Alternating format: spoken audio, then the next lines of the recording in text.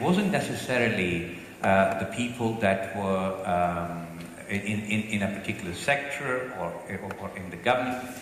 Ordinary people I met on the street, they were all truly pleased to see someone from Dubai. And the question was very simple. I will buy you lunch. Can you tell me what's the model of Dubai, and can we do the same here? So I was very intrigued, and I did share my thoughts with some of them and the challenges that they potentially had to overcome before they will actually be able to apply the Dubai model. But really, if you look at what Dubai model is actually very simple. It is common sense model. And it's a model which is driven from the top. So I find that there are 10 key parameters that are important in the characteristic of Dubai model. The first and foremost is that it is a government-led model. But actually, if I was allowed, I would actually say it is a ruler-led model, and His Highness is leading with full passion. Now, this is what, if you were to transfer it to some other place, is one part that we'll have to discuss. Now, the Dubai model is made possible mainly by the leadership and initiative of His Highness Sheikh Mohammed Al Maktoum. And the government induced and introduced some systemic changes for the implementation of this model.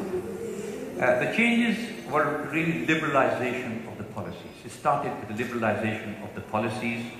It modernized public services, the privatization and creation of new institutions and framework to allow for easy flow of investment and create an environment for investment. So, most important thing which has been the emphasis over the last say 5 years has been the transparency and creation of good corporate governance, and various institutions have been established, and I feel this is the most important aspect of Dubai model, which is that it is led from the top. Because of this, the second component, it becomes very easy, and the second component is the fast decision making and fast tracking of the project. This again could be done by other systems, but I believe that because of the fact that there is a leadership and because there is a structure, it allows Dubai to be very agile. So decision making and implementation with speed really is the trademark of Dubai. And the notion of speed really is pervasive, from racehorses to fast-track building operations within Dubai. A friend of mine, who many of you will know, Saeed Al-Muntafiq, once I was talking to him, and he said, His Highness will give us targets, and will give us really stretched targets, and we were supposed to meet those targets. And one of the targets was to establish the Internet City in 360 days. And there was no chance in hell for anyone to establish the whole city in 360 days. But he said that we did it in 359 days. So they were able to beat even the toughest of the target because of the leadership that was allowing them to develop. Another very important component of Dubai model is international workforce, flexible international workforce. When you see that expatriates, they make about 85% of Dubai's population. And in this large population of expatriates, there is a unique flavor, because they all come from different parts of the world with different expertise. So while other countries are struggling, they're struggling to educate their people because they have to educate them to find jobs. By the time they have their education system has churned them out, the market has changed, therefore they re-educate them, and the whole effort is, in many ways, is a futile exercise.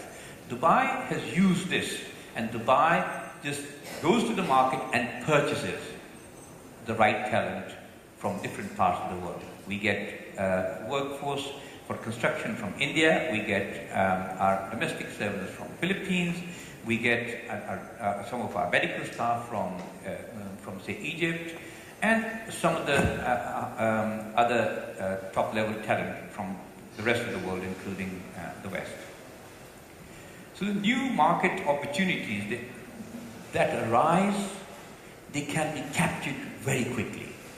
So we don't need to wait for 10 years to train a workforce here in Dubai. You can capture the opportunity by importing the right workforce. So sourcing from the international market, it allows the acquisition of best qualified staff, but also at competitive prices, keeping the labor cost down.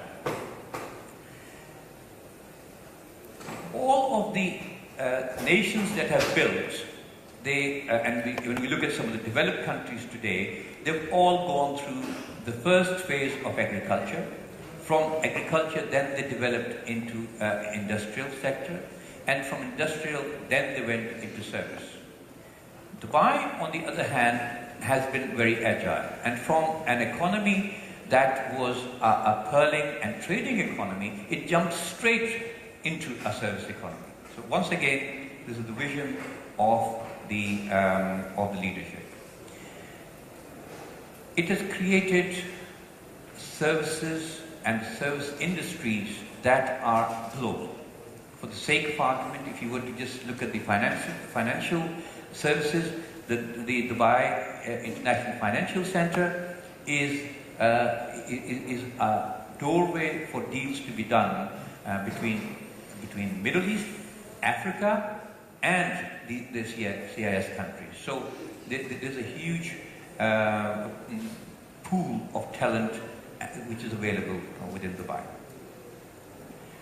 Now, one other thing that Dubai has done differently as a part of its model is that Dubai built the infrastructure way beyond its requirement on the day of construction.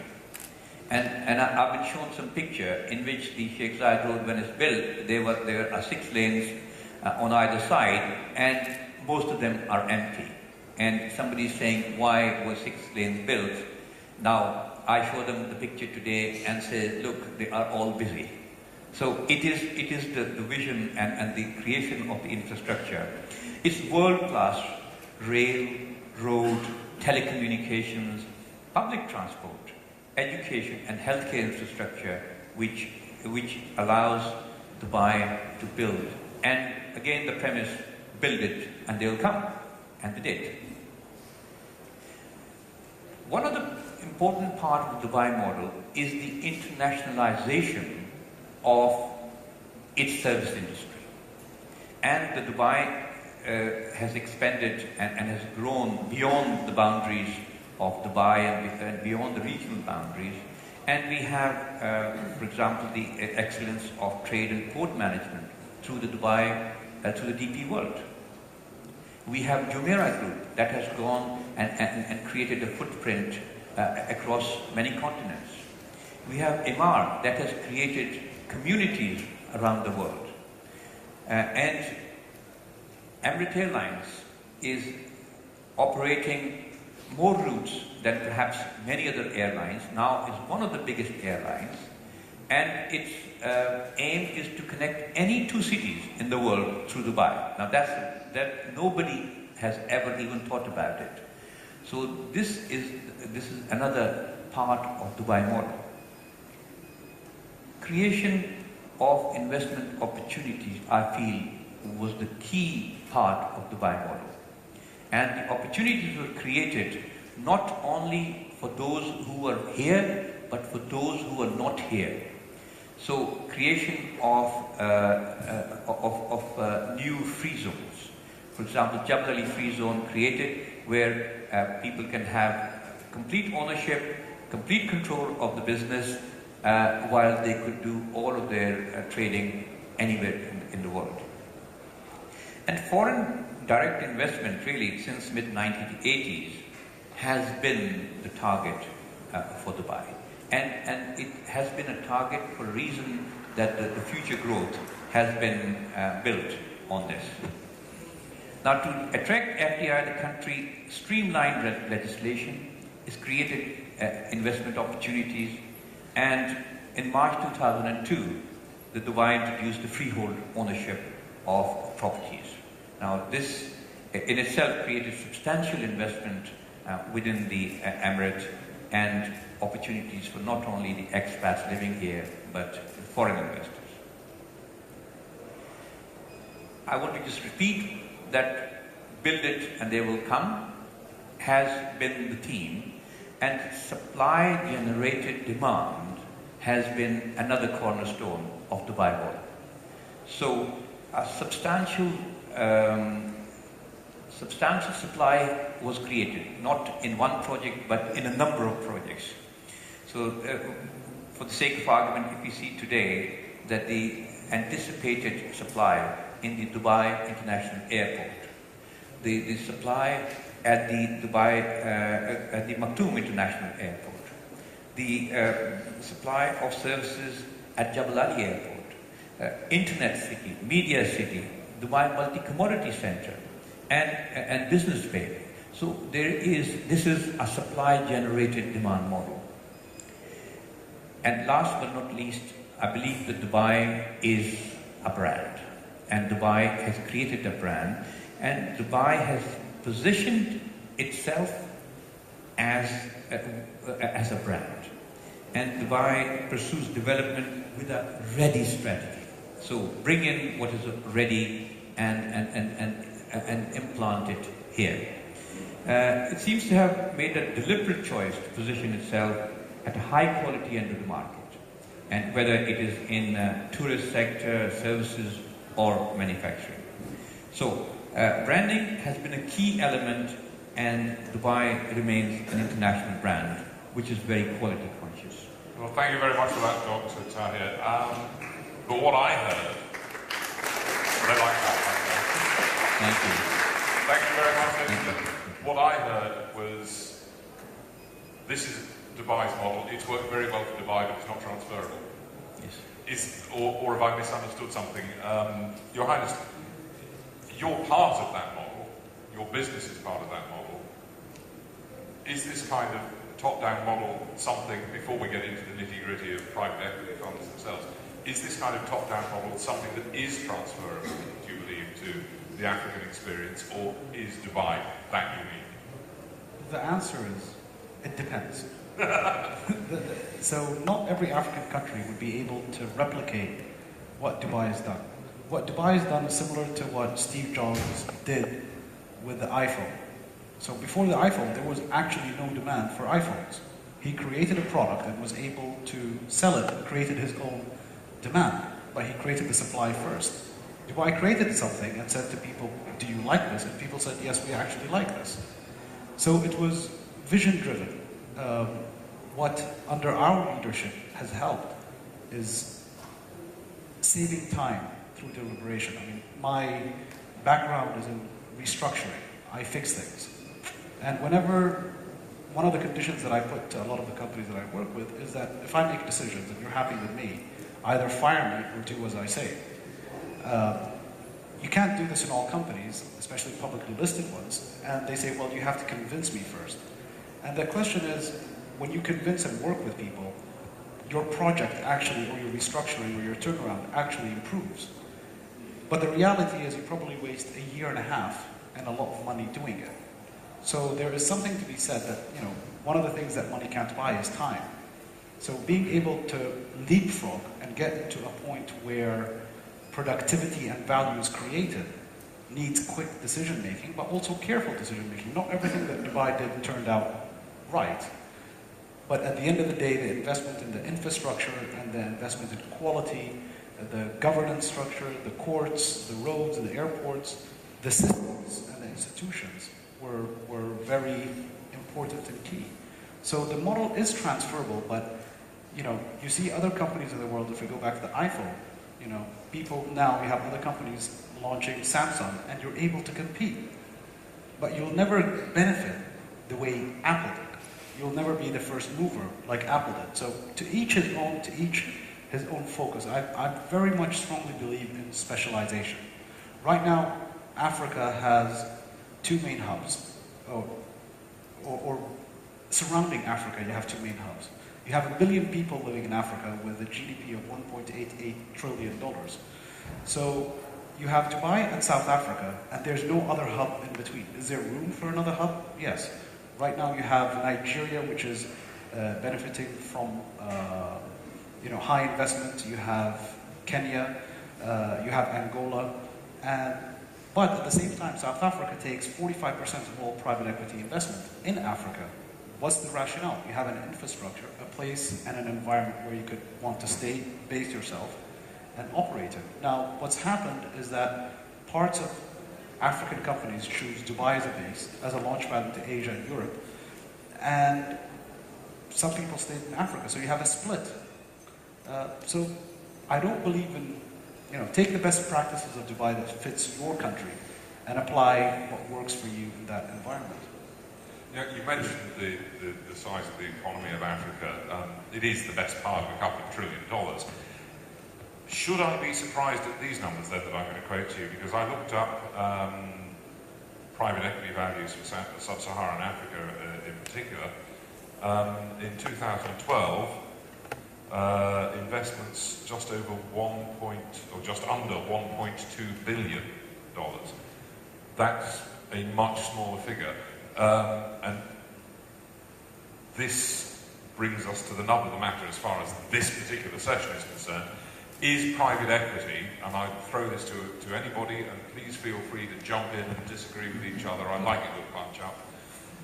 Should private equity be the right way to finance African business growth, or should there be another route?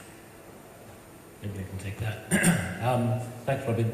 I think, first of all, maybe a few lessons to be learned, as you said, from the Dubai experience before translating it to Africa. The lesson, at least, that I learned when we were investing in Africa back in the 90s, when we established some of the first mobile networks in Africa, which then grew to be Celtel, was everybody was saying at the time, well, Africa's not really ready for it. Who's going to use these things? It's too expensive. There's no people who will afford it. The reality was, if you set about doing it in a professional manner and in a way in which is sustainable using the latest technology and the best management practices, you can do it. In the same way, I believe that the mobile networks which were working in Europe were not the best model as to how to do it in Africa, because that's where prepay was much more important than the traditional ways of doing it in Europe. So again, there's always a niche in which you can make what everybody wants. At the end, we're all the same people. We all want the same things. And you can make these things work. People want security, safety. People want prosperity for their families, good schools, good hospitals, financial services that work. So all these things are there already. What's missing is that little ingredient of somebody going in there and saying, I'm going to make it work. And as I say, I think that's what we managed to do in the Celtel days in mobile networks, along with the other investors and operators who did it. And I think the same thing can be said of other industries within the continent. There is a role for government. There is a role for people who need to build the infrastructure, provide the level playing field, provide you the regulation, which allows businesses to confidently invest. Because the issue really in most of these investments is confidence. Can I buy a piece of land in Ghana, for example? If the database of the land is not accurately up to date, I could buy that, but I could be in court for 3 years while somebody claims that actually that's somebody else's land. Everything hinges on rule of law, sanctity of property rights, because you need to know that you can get your money back out once you put it in. Exactly. And that you will have a level playing field, so that if you invest in a company in East Africa, in consumer goods, as we have, for example, we pay our taxes, other guys maybe don't, and they get away with it. So how can you compare against somebody who can do it cheaper than you if you are following the rules and somebody else isn't? So I think there are a number of things which, and I know governments are focusing on it and they are aware of these things, But there needs to be, if there is a transplantable model, a number of those elements which Dubai learnt and has implemented through its vision of not just attracting money, but people. It really understood, I think, human engineering as well in terms of what makes a place worthwhile coming to. And I think that's why it's been more successful than some of its neighbours, where similar amounts of investments, you could argue, have been made. And I think that kind of application of the lessons learned is what is needed in a way which addresses the market in which people are living in. But at the end of the day, it's the same solution, you just have to find the right answer. But private equity has a big, strong role to play in that. We believe people investing money, which is outside, if you like, the big institutions, is the right way to drive and bring back money from people who've also taken money outside Africa to come back and invest it, which is what we decided to do when we set up Satya, which is, after Celtel, let's reinvest the money back into Africa in businesses and grow them to be sizable and scalable. Well, my point of view is private equity is one of the most expensive ways for companies to grow. You get, negotiated down to a pulp because cash has a lot of value when others are not prepared to invest it. And you're the kind of person who would negotiate them down to a pulp, aren't you? That's my job, yes. So at the end of the day, I have to look after my investors' money, and I'm going to be extremely aggressive and pick a jurisdiction in London. I'm going to do whichever thing is possible to say, as a fiduciary duty on behalf of my investors. If you look at Dubai, when Sheikh Rashid was around, Sheikh Mohammed's father, there were two institutions that were free of having to have a local sponsor. It was banking and law firms.